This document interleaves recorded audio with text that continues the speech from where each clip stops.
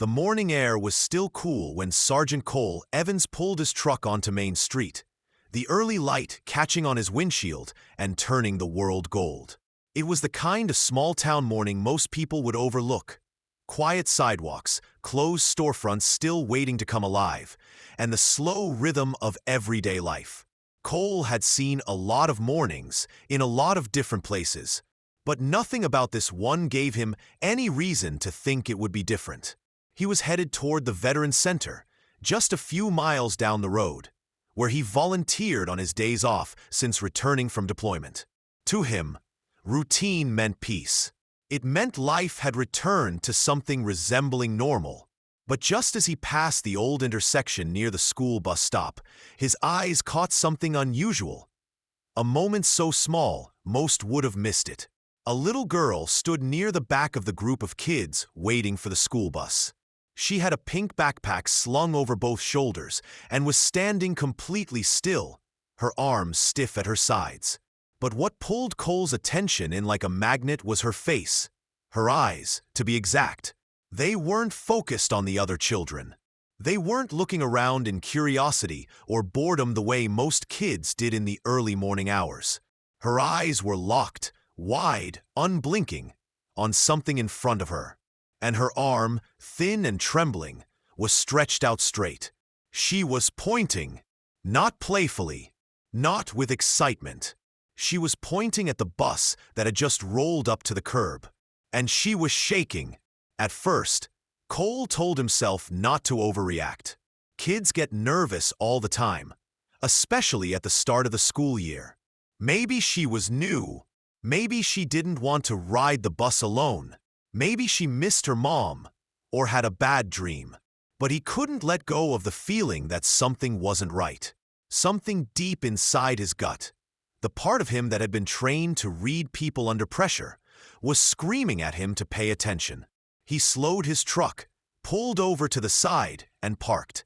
The other children didn't seem to notice anything strange. Some were playing with lunchboxes. Others were tossing pebbles at the curb. The driver of the bus hadn't exited yet, just sat inside reading a folded-up newspaper through the windshield. It all looked so normal, but the girl, she didn't move. Cole stepped out of his truck slowly, keeping his posture non-threatening. He was still in casual clothes, jeans and a flannel shirt, but his boots hit the pavement with the heaviness of someone used to carrying responsibility. He approached the group, angling himself so he wouldn't startle the girl. She didn't blink. Her hand remained stretched forward, her index finger still pointed toward the bus. He crouched down a few feet from her and lowered his voice to a gentle tone. "Hey there," he said softly. "You okay?" For a second, she didn't respond. Her mouth moved, slightly open, like she was trying to form words but couldn't. Then, in the tiniest voice, she whispered, "There's something bad inside." Cole's breath caught. "Inside the bus?" he asked. She nodded once. Her finger never wavered. Her knuckles were pale from how tightly she held her arm out. He looked at her, really looked, and saw that this wasn't the fear of a child scared of strangers. This was something deeper, primal. She had seen something that frightened her to her core, and she had no one else to tell. He looked at the bus again. From the outside, nothing seemed off. It was just one of the old yellow school buses used for years in the town's outdated fleet. Faded numbers were painted along the side, and one of the front lights had a crack in it that had probably been there for months. Still, Cole's instincts buzzed with urgency. You don't ignore a warning when it comes wrapped in this kind of silence. He'd seen it in war zones, in children who had watched things no one should ever witness. And he had learned long ago that those silences always had a story behind them. He turned his head toward the rest of the kids. They were still oblivious, chatting about cartoons and recess.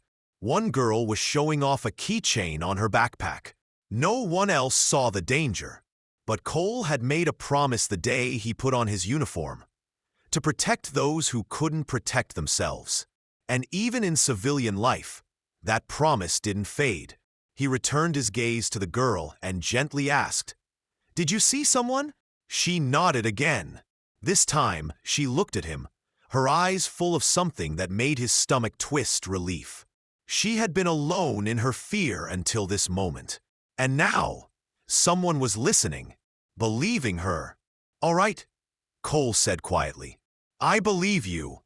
He stood up, eyes narrowing as he scanned the vehicle. He could hear the soft thrum of the bus engine, the shuffle of kids getting in line. And behind all that, the thudding sound of his own heartbeat picking up pace.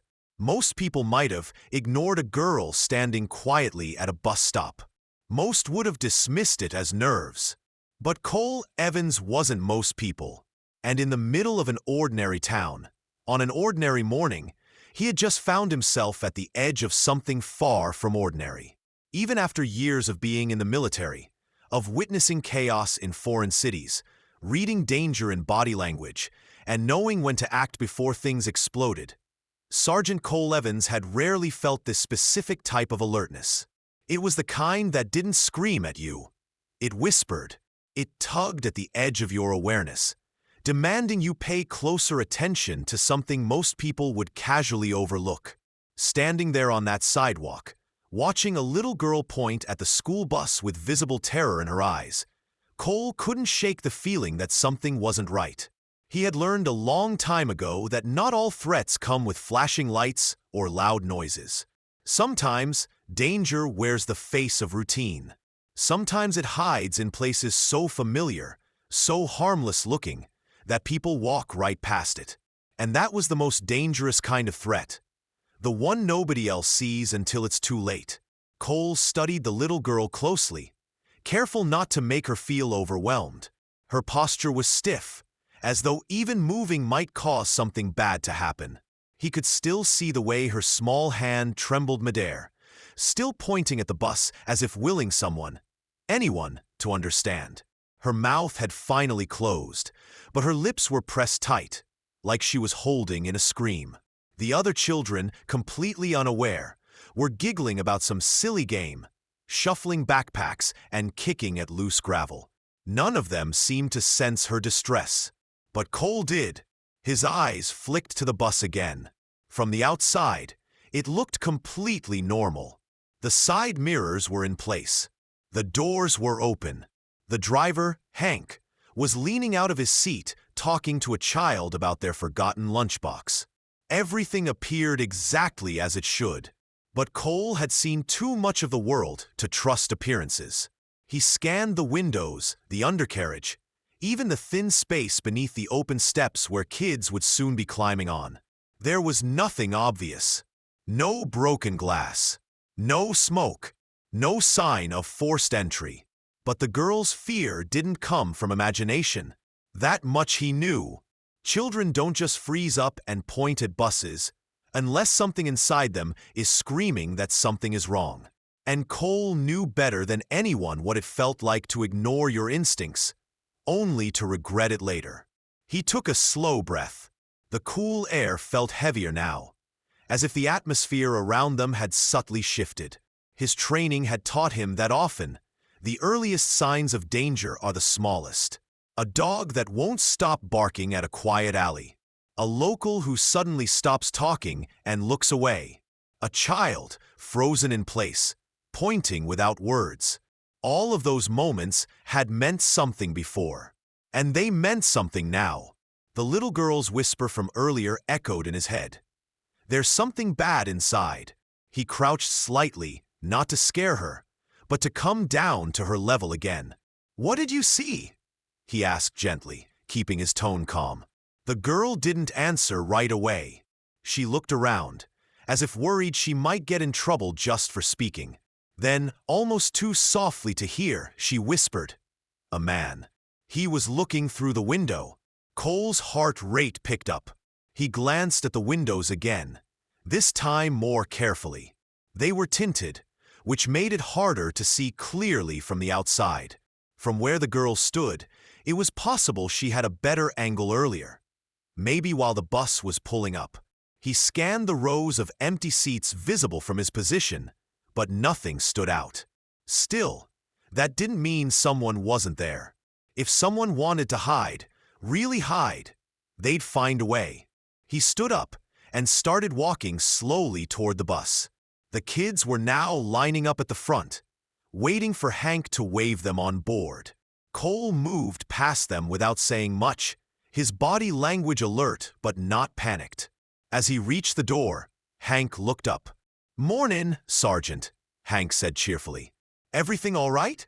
Cole nodded politely but didn't smile. "Mind if I take a quick look inside?" Hank raised an eyebrow. "Something wrong?" "I'm not sure yet," Cole replied, keeping his voice neutral. "Just need to check something." A child mentioned she saw someone.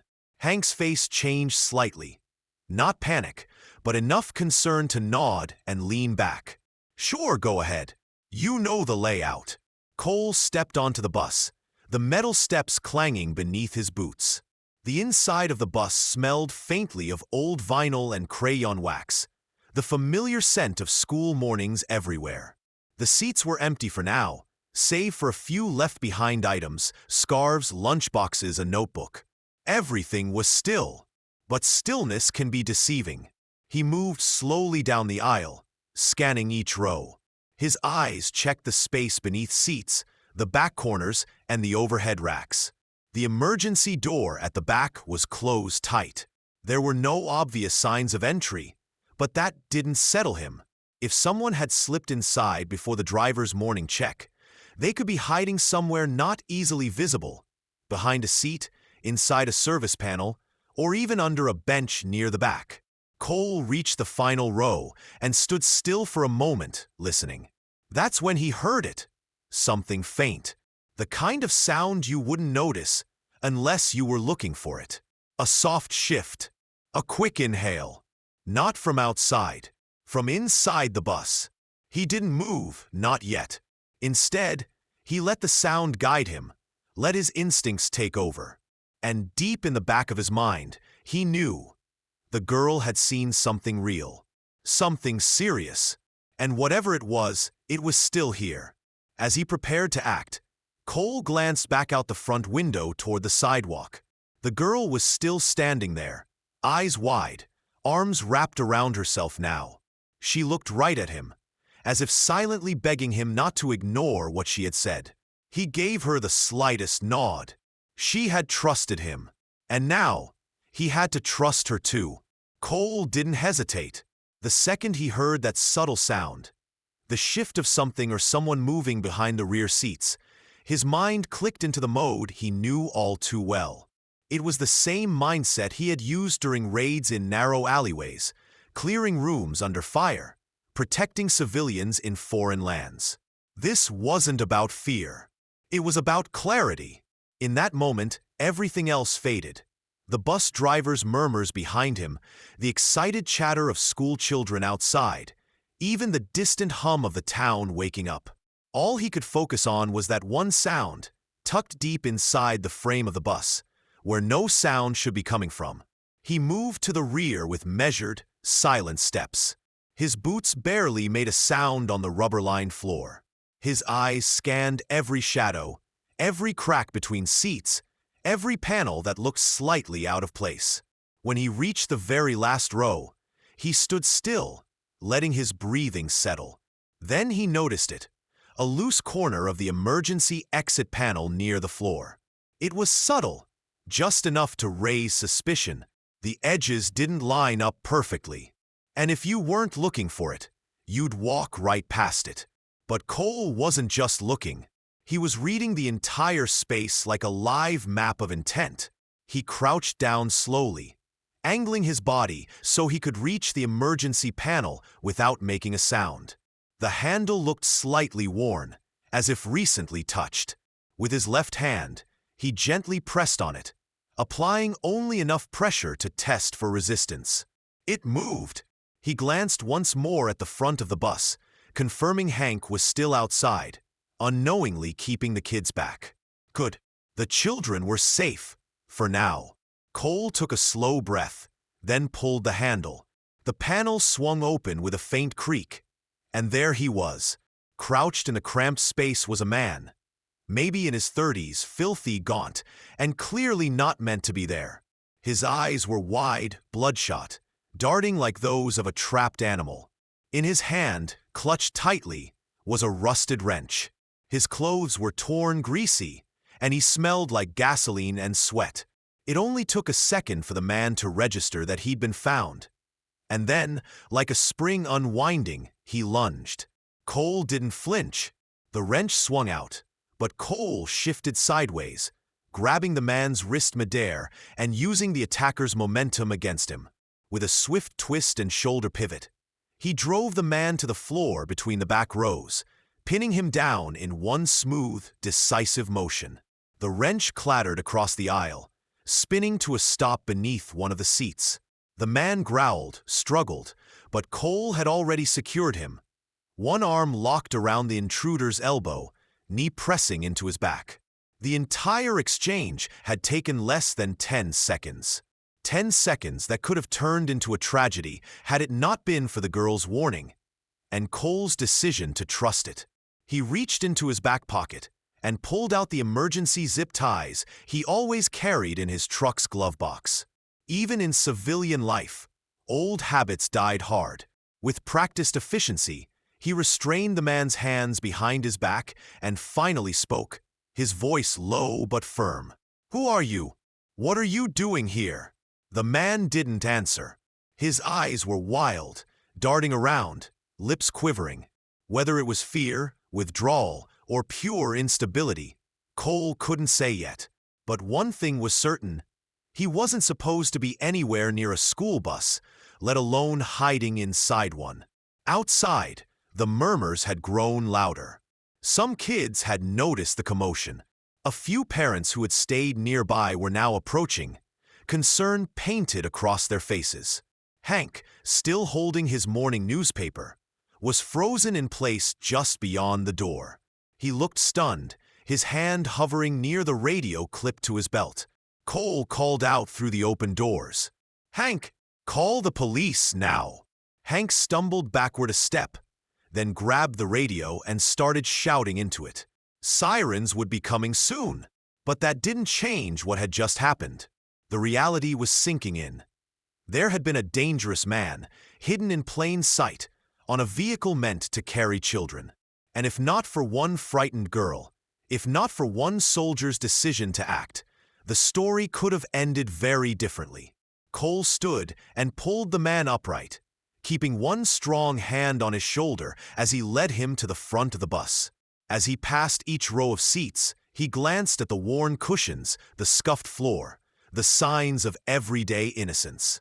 This wasn't just a vehicle. It was a daily lifeline for dozens of kids.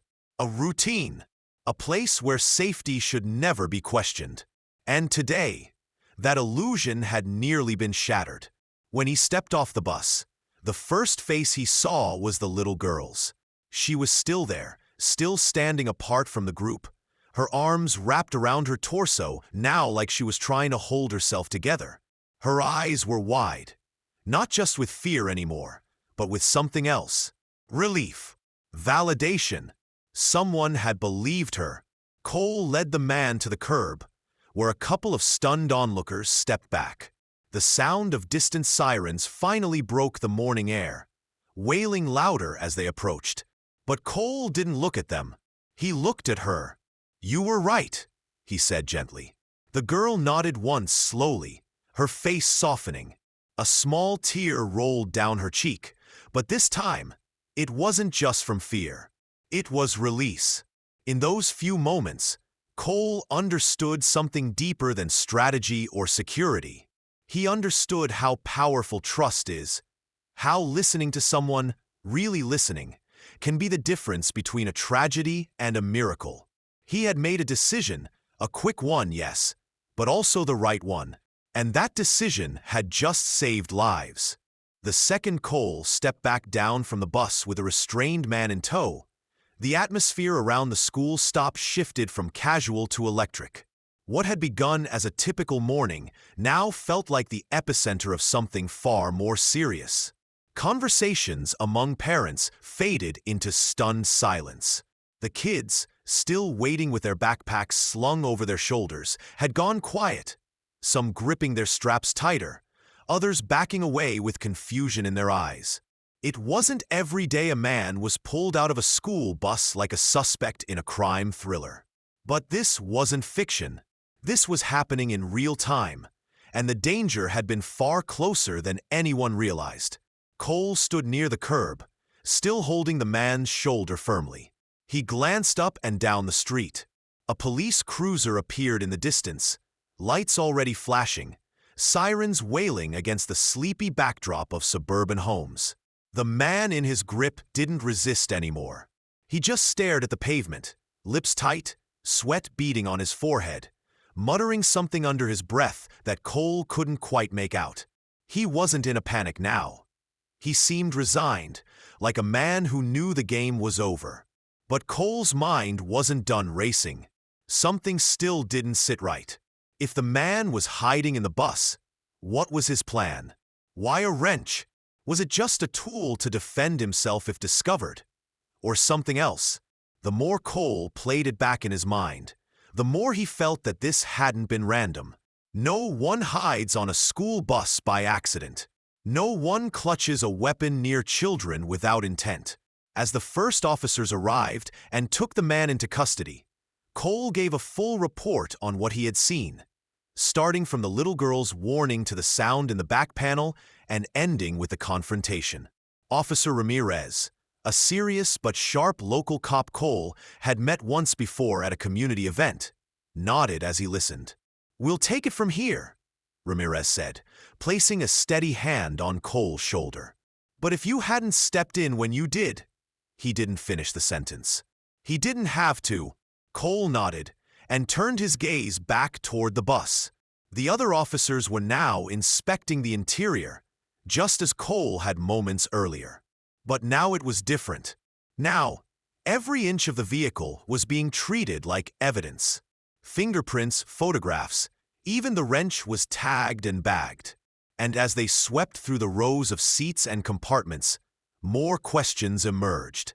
Inside the emergency panel where the man had been hiding, officers discovered a half-empty bottle of lighter fluid and a roll of duct tape. That changed everything. Cole overheard one of the officers whisper, "We might have stopped something terrible," and that possibility hit him like a brick. This wasn't just a trespasser or a homeless man seeking shelter. This man had brought supplies that could do real harm. A flammable liquid, tape that could bind someone. The theory that he was merely squatting on the bus didn't hold up anymore. The pieces started forming a chilling picture, one that made Cole's stomach twist. He stepped aside, needing a moment to collect himself. That's when he noticed the girl again, Emily. He'd later learn her name, still standing near the fence, apart from the other kids. Her small frame looked fragile in the morning light, and she was holding her hands tightly together like she was trying to stay invisible. Cole approached slowly and crouched to her level. "You okay?" he asked gently. She nodded faintly. "You were very brave," he added. "Because of you, a lot of people are safe today." She looked down, hesitant. Then she whispered, "I didn't know if anyone would believe me." That sentence crushed him. That a child, even one so young, would already carry doubt that her voice mattered. That the truth she had seen might be dismissed as childish fear. He placed a hand on his knee and leaned in. "Well, I believed you, and I'm really glad you spoke up." She looked at him then, eyes wide and a little teary, but this time, not out of fear. There was something else there now. Relief. Maybe even pride. As the investigation continued, officers canvassed the area for any witnesses. They asked if anyone had seen the man earlier in the morning. One neighbor recalled seeing someone matching his description loitering behind the school fence the night before, but she'd assumed he was a janitor. Another resident mentioned their garage had been broken into 2 nights earlier, some tools stolen, along with a small gas can. Now it all made sense. Back at the bus stop, the parents began taking their children home. The school was informed, and buses were delayed. The children were shaken but safe. Cole watched as one mother knelt beside her son and hugged him tightly, whispering something only he could hear. Another father looked toward Cole and gave him a grateful nod. No words, just a silent thank you between two men who understood what could have happened. The little girl's parents arrived shortly after, breathless and worried. As they scooped her into their arms, Cole watched from a few feet away, feeling something in his chest tighten. Not fear, not anger, something quieter. A kind of ache he couldn't name. Relief, yes, but also the weight of what had nearly been, and the realization that sometimes the smallest voices are the ones that change everything. When Officer Ramirez returned to his squad car, he paused beside Cole. "We're going to need a full report later," he said. "But off the record, you did good, Evans. Real good." Cole didn't respond right away. He just looked up at the sky, the sun now fully above the rooftops, casting long shadows behind the school bus. What he had done didn't feel heroic. It felt necessary, like breathing, because when you see a child pointing at danger, shaking unheard, how can you not act? He didn't need medals or praise.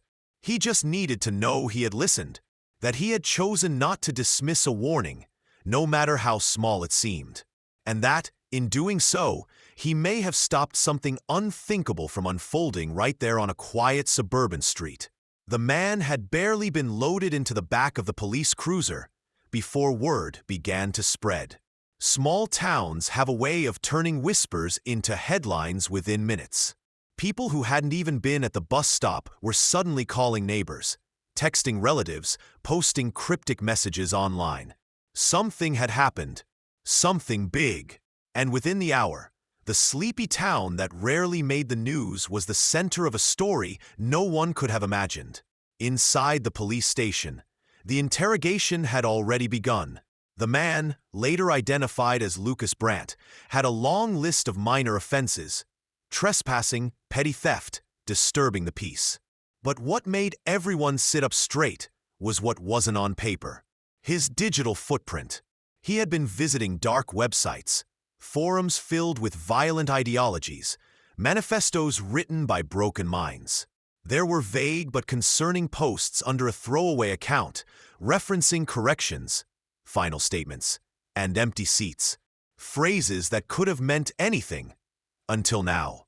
The items retrieved from the bus, lighter fluid duct tape, a map of the town's school system, told a much darker story. Lucas hadn't just been hiding.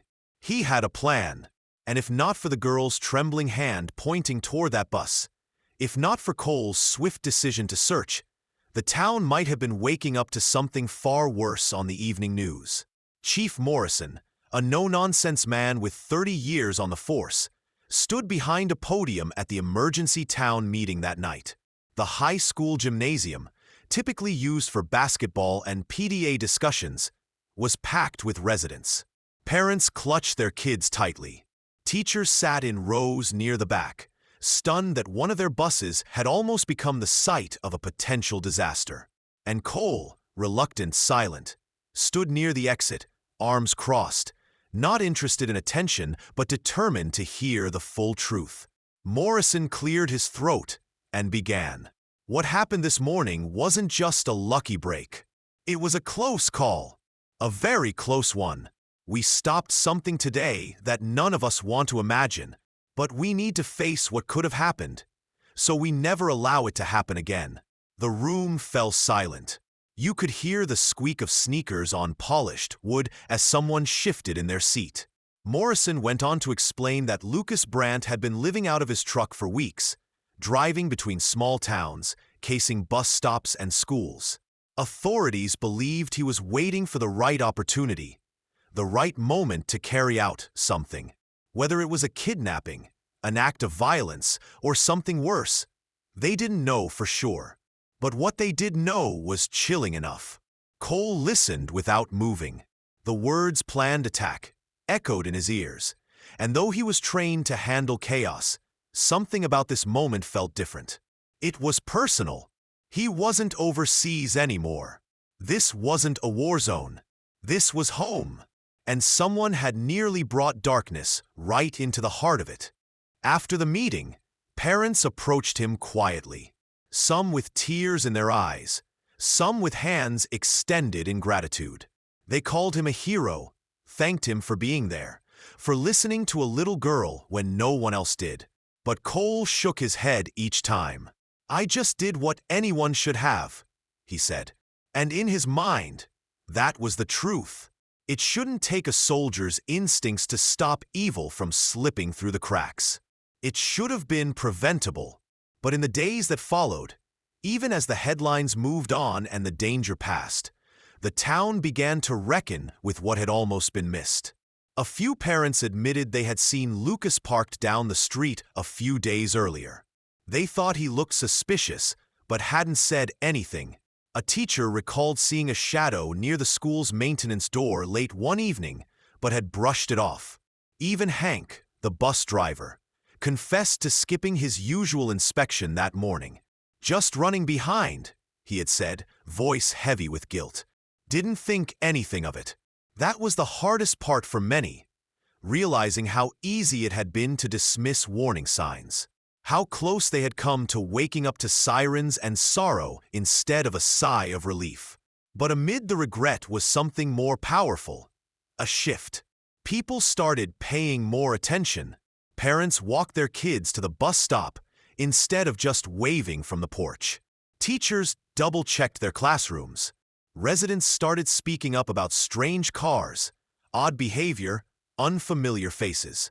And all of it, every extra layer of caution, traced back to one small act of courage from a child most people hadn't noticed before. Emily, the little girl who had pointed at the bus that morning, became a quiet symbol of awareness and bravery. Her parents said she had always been observant, always watching the world more closely than most kids her age. But they had never expected her to be the reason an entire town was safe. They were proud, of course, but also shaken. Their daughter had seen something terrifying and had chosen to speak. That single moment, that act of pointing and saying something bad, had changed everything. At home, Cole reflected on it often. How thin the line had been between disaster and safety. How fragile the illusion of normalcy really was. He replayed that morning in his head, not to relive the tension, but to remind himself how quickly things can turn, how quickly silence can become sirens. One evening, as he walked through the park near the school, he saw Emily again. She was on a bench, swinging her feet and holding a drawing pad. As he passed, she looked up and smiled, a small, knowing smile that said more than words ever could. He smiled back and kept walking, because even in towns that feel like nothing bad ever happens, danger can find its way in. And when it does, it takes more than luck to stop it. It takes attention. It takes courage. It takes someone willing to act. And sometimes, it takes a little girl pointing with a shaking hand, and someone strong enough to believe her. In the days that followed the incident, the quiet town that had once felt like a place where nothing ever truly happened found itself under the weight of national attention. The local news report was picked up by larger stations. Headlines circulated across social media. Soldier stops potential bus tragedy. Little girl's warning prevents school catastrophe. And a town saved by a whisper. What had begun as a moment between a frightened child and a passing veteran had rippled far beyond their small corner of the world. But behind the headlines, behind the camera flashes and interviews, the real story, the complicated, painful truth, was still unraveling. After Lucas Brandt's arrest, the local police coordinated with federal authorities to dig deeper into his background. On paper, Lucas was a ghost. No recent job, no fixed address, no close family. But the investigation into his digital life painted a far darker picture than anyone had expected. His hard drive was a disturbing archive of internet searches, notes, and online chats. Some were incoherent ramblings, but others were scarily specific. Phrases like school routes with minimal security, emergency exits from rear buses? And how long does it take for a police unit to respond in rural zones were scattered throughout his files. There were crude hand-drawn maps of schools, including theirs, photocopies of schedules, and even photographs taken from behind fences. Among them was a printed picture of the exact bus stop where the incident occurred, circled in red marker. The town had been living on a fault line without knowing it. Cole sat in one of the police station's side rooms as the lead investigator laid out everything in front of him. Not as a suspect, not even as a witness at that point, but as the man who had prevented something unthinkable. The agents wanted his insight. What had he seen? What had triggered his instinct to stop and intervene? But the more he spoke, the more Cole realized that it hadn't been one thing. It had been 100 small things. The girl's stillness, her trembling hand, the way her eyes hadn't darted around, but had instead locked onto that bus like it held a monster inside. He hadn't seen a threat, he'd felt one. And in that moment, that had been enough. But what chilled him most was how close they had come to missing it all. The girl, Emily, had seen something through the window just seconds before Lucas disappeared behind the emergency panel. A shadow, a hand, a face. Something that didn't belong. And instead of brushing it off, she had said something. Barely a whisper, but a whisper that reached the right ears. Her parents later admitted they were shocked when they heard what had happened. "She's shy," her mother had said. "So quiet. We didn't even think she'd be brave enough to speak to a stranger, let alone warn someone." But bravery isn't always loud. Sometimes it hides in small, trembling voices. Sometimes it shows up with wide eyes and a pointed finger. And sometimes it's believing that your voice matters even when no one else is paying attention. The town's mayor, in an emergency press conference, said something that stuck with Cole. This isn't just a story of what could have happened. It's a reminder of what almost happened, and how it was stopped not by luck, but by alertness, by courage, by choosing to act instead of ignore. After the press cleared and the chaos settled slightly, the school district initiated a full internal review. Policies were re-evaluated. All buses were to be inspected with new checklists. Routes were reviewed. Bus drivers were retrained to be more vigilant, especially during morning pickups. Security cameras were fast-tracked for installation on school transport vehicles. For years, these things had been considered unnecessary expenses. Now, they were essential. But while procedures changed on paper, something even more important changed in the people.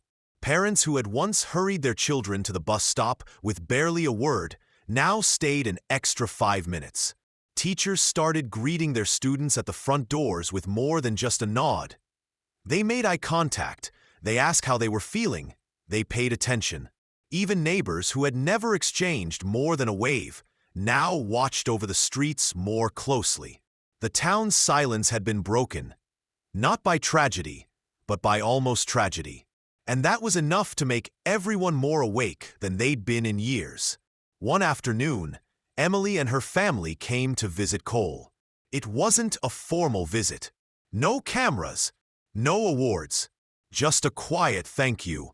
Her mother, holding back tears, looked Cole in the eye and said, "I don't think you understand what you did. You didn't just stop a bad man. You made our daughter feel heard. That might be even more important."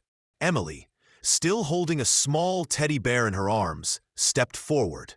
She handed Cole a folded piece of paper. He knelt to her level, accepting it carefully. Inside was a drawing, a yellow bus, a little stick figure with long hair pointing at it. And beside her, another stick figure, taller, wearing what looked like a camouflage shirt, standing beside her. Below it, in a child's handwriting, it said, "Thank you for listening." Cole didn't say much in that moment. He couldn't. The lump in his throat made it nearly impossible. He simply nodded, gave her a smile, and said, "You did the right thing, Emily. I just followed your lead." And that was the truth. For all his training, his medals, and the titles he had worn across the years, it had taken a child's warning to remind him of one of the most powerful principles he had ever learned. Never ignore the quiet ones. They often see what the rest of the world overlooks. As the days turned into weeks, life in the town began to settle into a new kind of normal. One that wasn't about fear, but about awareness, vigilance, appreciation for the people who speak up, no matter how small their voice may be. Because the truth had come out, and it had nearly torn the town apart. But in the end, truth was what also brought it back together. The dust had settled, the headlines began to fade. The camera crews packed up their gear, and the outside world moved on, as it always does. But inside that small town, the echoes of what nearly happened lingered in the hearts of every parent, every teacher, every neighbor. And for Sergeant Cole Evans, the man who had only meant to drive by that morning on his way to the Veterans Center, life would never return to exactly what it had been before. He wasn't the kind of man who liked attention. In fact, he avoided it. His service overseas had taught him that real heroes don't seek glory. They do what needs to be done, quietly, thoroughly, and without fanfare. So when the town invited him to a special recognition ceremony at the school auditorium, he almost said no. He didn't need a plaque or a handshake. But he knew Emily would be there. And that changed everything. The gymnasium was filled with folding chairs, decorated with red, white, and blue ribbons. Teachers, parents, students, and local officials had gathered not just to honor Cole, but to show appreciation for Emily, the little girl whose warning saved them all. Cole sat in the second row, uncomfortable in a crisp button-down shirt, rubbing his hands together as he listened to the speakers go on about vigilance and community pride. But all he could think about was that moment. The small hand pointing, the fear in her eyes, and the voice no one else had heard. When they finally called his name, he stood up slowly, walked to the stage, and accepted the small wooden plaque from the mayor. The audience clapped, loud and warm, and someone near the front stood up. Others followed. It became a standing ovation. But Cole didn't raise the plaque or wave. He turned toward the microphone, took a breath, and looked down at Emily, seated near the front, feet dangling above the floor, her teddy bear tucked under one arm. "I don't have a lot to say," he began. "I didn't do anything extraordinary. I just listened." He paused for a moment, letting the silence speak before continuing. "There's a lot of talk today about bravery, but I want to tell you something important.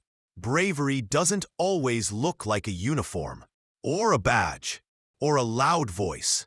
Sometimes, it looks like a little girl standing completely still, scared out of her mind, but choosing to speak anyway, choosing to point when no one else was paying attention." He looked down again at Emily, and she gave the smallest smile. She saw something none of us did, and she trusted a stranger enough to say something. "I'm proud I listened, but I'm even more proud that she spoke up." He ended it there. No long speech, no dramatic gesture, just a quiet truth shared with a room that needed to hear it. After the ceremony, as the crowd began to thin out, Emily and her parents approached Cole.